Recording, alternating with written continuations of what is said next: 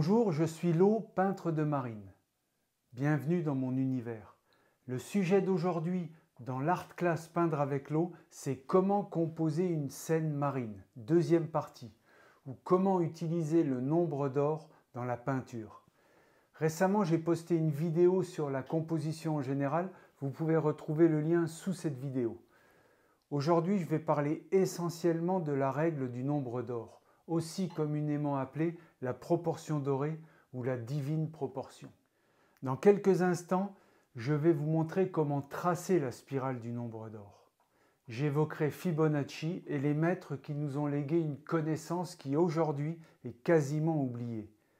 Alors c'est quoi le nombre d'or? C'est un rapport de proportion quasi magique élaboré au fil du temps.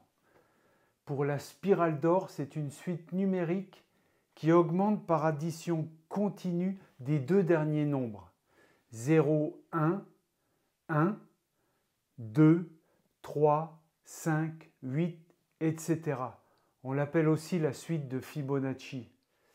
Il existe une relation arithmétique générant un ensemble de figures et de dynamiques très largement présentées autour de nous, dans la nature, comme par exemple l'embryon humain, l'ADN, la spirale de notre oreille interne, la formation d'un coquillage, la forme de la Voie lactée, etc. Elles forment l'harmonie, la régénération, l'équilibre dans toute chose. On parle de divine proportion ou de proportion dorée pour exprimer la relation d'une chose par rapport à une autre, ou par rapport à un ensemble. En mathématiques, on utilise la lettre grecque phi pour le représenter. Algébriquement, on le traduit par la formule. On peut aussi dire A plus B sur A. Je recommence. On peut aussi dire A plus B sur A est égal à A sur B qui égale phi, c'est-à-dire le nombre d'or. C'est très mathématique et je comprends que ça peut rebuter certains artistes qui ne veulent pas se casser la tête avec de savants calculs. Je vais donc vous montrer concrètement, au plus facilement, comment on trace la spirale d'or dans une toile rectangulaire selon la règle du nombre d'or. En utilisant une toile rectangulaire,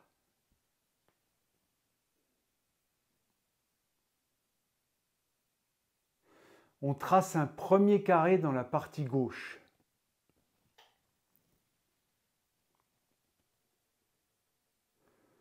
Vous allez mettre un point en haut. Vous allez voir pourquoi tout à l'heure. Dans la partie rectangulaire vide, on trace un autre carré. Dans la partie supérieure. Et vous mettez un point sur la droite.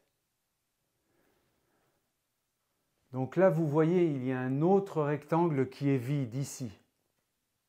On trace un autre carré dans le rectangle. Dans la partie de droite. Et vous placez un point en bas. Il y a toujours un rectangle. On retrace un autre carré dans la partie du bas, ici. Et on met un point à gauche, ici. On refait un carré à gauche. Et on met un point en haut. On pourrait le faire à l'infini. La proportion est de 0, 1, 1, 2, 3. Vous commencez à comprendre? 5, 8. Ça crée des carrés proportionnels entre eux. Si vous partez du 0 et que vous reliez les points entre eux,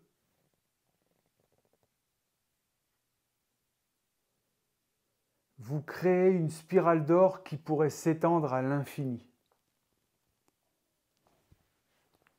Cette spirale naturelle, on la retrouve dans les coquillages, comme le nautile chambré, ou même les cornes de certains animaux. C'est le rapport visuel de ceux-ci. Donc l'utilisation de la spirale d'or et du nombre d'or dans la peinture permet de créer une scène esthétique, harmonieuse et équilibrée.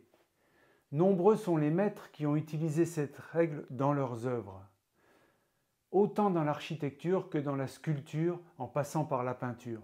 Il y a Léonard de Vinci, Albrecht Dürer, Michel-Ange, Le Corbusier. Il y en a tellement qu'on ne peut pas tous les nommer. Plus modestement, c'est en marchant dans les pas des maîtres que j'ai appliqué les mathématiques dans ma peinture. La spirale d'or, c'est une chose. Il y a aussi la division qui ressemble beaucoup à la règle des tiers. Je vais vous l'expliquer simplement. On reprend notre rectangle de la toile.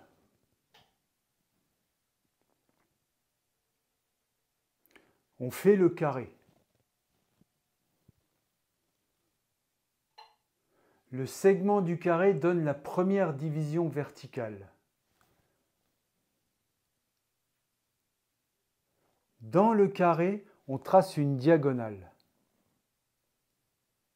Ensuite, on tire une diagonale d'un bout à l'autre du grand rectangle.